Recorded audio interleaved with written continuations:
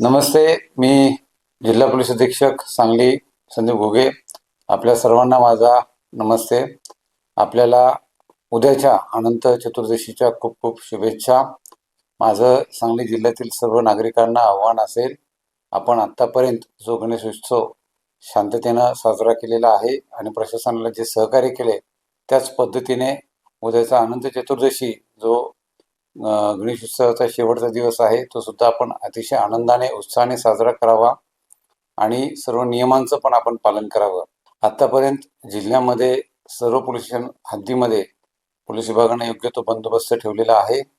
उद्याही जिल्ह्यामध्ये जे विसर्जनाचे कार्यक्रम होणार आहेत, विशेष करून मिरज शहर, सांगली शहर, त्या ठिकाणी योग्य तो पोलीस बंदोबस्त तैनात केलेला आहे, ज्यामध्ये मी स्वतः पोलीस अधीक्षक, आमच्या अप्पर पोलीस अधीक्षक श्रीमती कल्पना बारावकर, तसेच जिल्ह्यातील 6ही उपविभागांचे उपविभागीय पोलीस अधिकारी, सर्व पोलीस स्टेशनचे 25 पोलीस स्टेशन प्रभारी, त्याचबरोबर एकूण 15 पोलीस निरीक्षक, 78 सहाय्यक पोलीस निरीक्षक, 536 पोलीस अंमलदार आणि 235 होमगार्ड, त्याचबरोबर SRPFची एक कंपनी आणि 4 स्ट्रायकिंग फोर्स, 900 होमगार्डसह उद्या बंदोबस्तात तैनात असणार आहेत.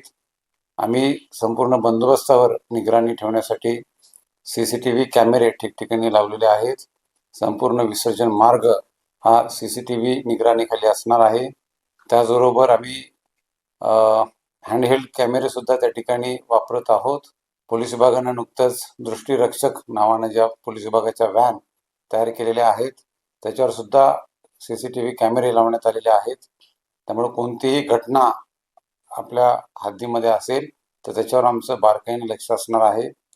सर्व सोशल मीडिया प्लॅटफॉर्म्स, अकाउंट्स याच्यावरही आमचं बारकाईने लक्ष आहे. त्याकरता स्वतंत्र टीम जिल्ह्यामध्ये कार्यरत आहे. कोणते आक्षेपार्ह पोस्ट आढळून आले तर त्यावर आम्ही त्वरित कायदेशीर कारवाई करणार आहोत.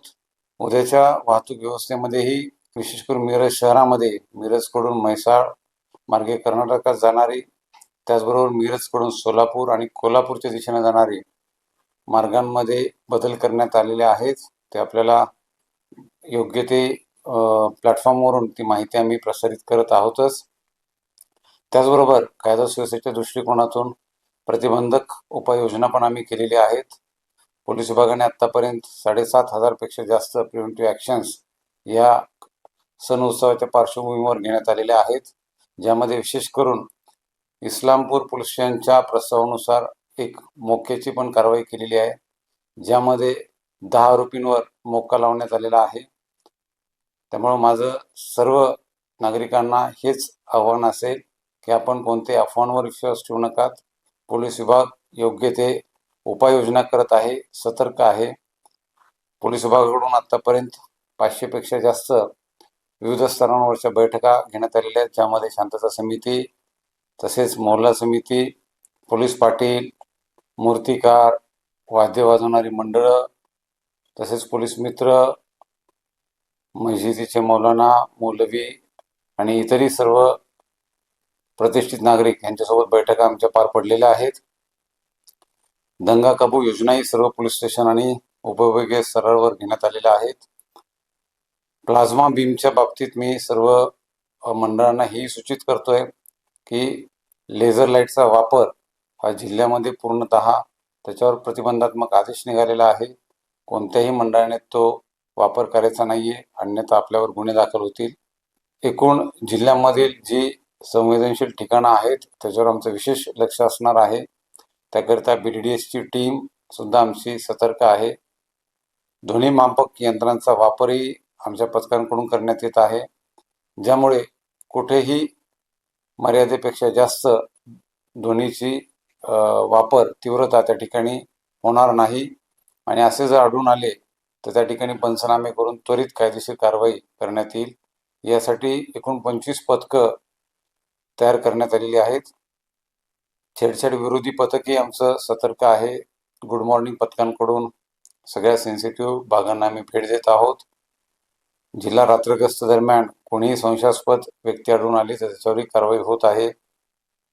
सर्व गणेश मंडळांनी या गणेश उत्सवामध्ये जो पोलीस विभागाने 10 कलमी कार्यक्रम राबवण्यासाठी आवाहन केलं होतं त्यालाही अतिशय चांगला प्रतिसाद दिला आहे, ज्या अंतर्गत रक्तदान शिबिर असतील, वृक्षारोपण असेल, शालेय साहित्यांचं वाटप असेल, बेटी बचाव बेटी पढाव सारखं अभियान जे राबवण्यात येतं, अपघातांच्या बाबतीत जे आम्ही आपल्याला विविध उपाययोजना करण्यासाठी सूचना दिलेल्या आहेत, तसेच CCTV कॅमेरे सुद्धा आपल्या स्तरावर लावण्यासाठी सांगण्यात आलेलं आहे.